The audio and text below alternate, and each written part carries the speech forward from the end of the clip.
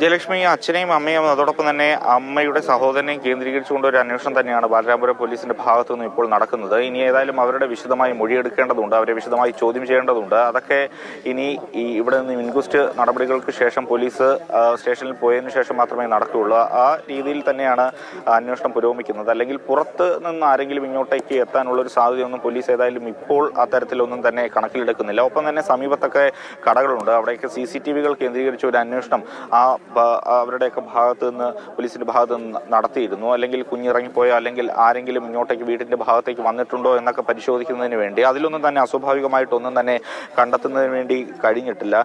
ഏതായാലും പോലീസിനോടൊക്കെ ബന്ധപ്പെട്ടിരുന്നു. എന്താണ് അവസാനം? പോലീസ് അടിയന്തരമായി പോലീസ് എത്തിച്ചേർന്നു. പോലീസ് തന്നെയാണ് ഫയർഫോഴ്സിനെ ഇൻഫോം ചെയ്തത്. DSP-യുടെ നിർദ്ദേശപ്രകാരമാണ് ഇവിടെ ഈ കിണർ പരിശോധിക്കണമെന്ന് പറഞ്ഞിട്ടുള്ളത്.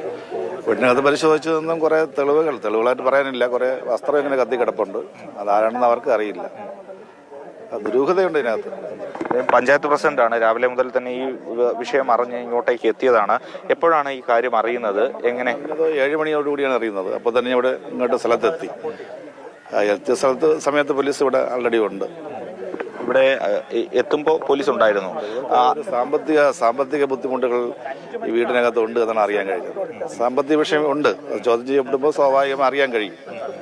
പലരുടെ നിന്ന് കടം വാങ്ങിച്ചതായി അറിയാൻ കഴിയുന്നുണ്ട്.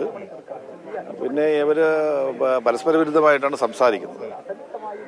അപ്പോൾ ഇവിടെ ഈ കുഞ്ഞിൻ്റെ അച്ഛൻ ഒരു കുഴപ്പക്കാരനായി ആരും പറയുന്നില്ല. ഇവർ തമ്മിൽ വേർപിരിഞ്ഞ് നിൽക്കുകയാണ്. ഈ മരണാനന്തര ചടങ്ങിന് വേണ്ടിയാണ് ഇന്നലെ അയാൾ ഇവിടെ എത്തിച്ചേർന്നിട്ടുള്ളത്.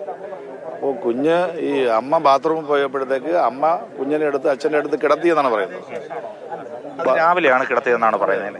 രാവിലെ വെളുപ്പിലെയാണ് കിടത്തിയെന്ന് പറയുന്നത്. അപ്പോൾ ഇതിനകത്ത് നിന്ന് കുഞ്ഞിൻ്റെ കരച്ചിൽ കേട്ടു, പിന്നെ കേൾക്കാനില്ല എന്ന് അമ്മ പറയുന്നുണ്ട്. അപ്പോൾ അതിനുശേഷമുള്ള വിഷയങ്ങളെ സംബന്ധിച്ച് അറിയും പറയുന്നത്. അച്ഛൻ എന്താ? അല്ല, അച്ഛൻ്റെ അടുത്താണല്ലോ കിടത്തിയിരുന്നത്. അപ്പോൾ ഒരു കരച്ചിൽ ബാത്റൂമിൽ അമ്മ ബാത്റൂമിൽ ഇരുന്നപ്പോൾ ഒരു കരച്ചിൽ കേട്ടു എന്ന് അമ്മ എന്താണെന്ന് വിളിച്ച് ചോദിച്ചു എന്ന് പറയുന്നു. അതിനുശേഷം പൊടുന്നതിനെ കരച്ചിൽ നിന്നു എന്ന് പറയുന്നുണ്ട്. അവർ പറഞ്ഞ വിഷയങ്ങളാണ് ഞാൻ പറയുന്നത്. രാവിലെ ചോദിച്ചപ്പോൾ പറഞ്ഞ കാര്യങ്ങളാണ്. അപ്പോൾ എന്നാലും പരസ്പര വിരുദ്ധമായിട്ടാണ് സംസാരിക്കുന്നത്. ഇവരുടെ ഈ അമ്മയുടെ സഹോദരൻ പയ്യൻ കൂടെ ഇപ്പോൾ ഇവിടെ താമസിക്കുന്നു. അയാളെ ചോദ്യം ചെയ്യുന്നുണ്ട്. പോലീസ് അയാളെ തന്നെ കസ്റ്റഡിയിലെടുത്ത് ചോദ്യം ചെയ്യുന്നുണ്ട്. എന്തായാലും പുറത്തു നിന്നും ആര് വന്ന് ഈ കൃത്യം നിർവഹിക്കുമെന്ന് നമ്മളാരും കരുതുന്നില്ല. പോലീസ് CCTV-കളൊക്കെ നോക്കുമ്പോഴും അത്തരത്തിലുള്ള ഇതൊന്നും CCTV പരിശോധിച്ചു. തൊട്ടടുത്ത പ്രവർത്തന രഹിതമാണ്. തൊട്ടടുത്ത സ്ഥലങ്ങളെല്ലാം പരിശോധിച്ചു. ആദ്യം അത് തന്നെയാണ് ചെയ്തത്. വീടിനകത്ത് മൊത്തത്തിൽ പരിശോധിച്ചു. അതിനുശേഷമാണ് ഇങ്ങനെ ഒരു നിർദ്ദേശം മുന്നോട്ട് വയ്ക്കുന്നത്. കൊച്ചുകുട്ടിയായതുകൊണ്ട് സ്വമേധയാ എണീറ്റൊന്നും ചെയ്യാൻ സാധ്യതയില്ലല്ലോ, കിണറ്റിലേക്ക് വരാൻ സാധ്യത. അതുകൊണ്ടാണ്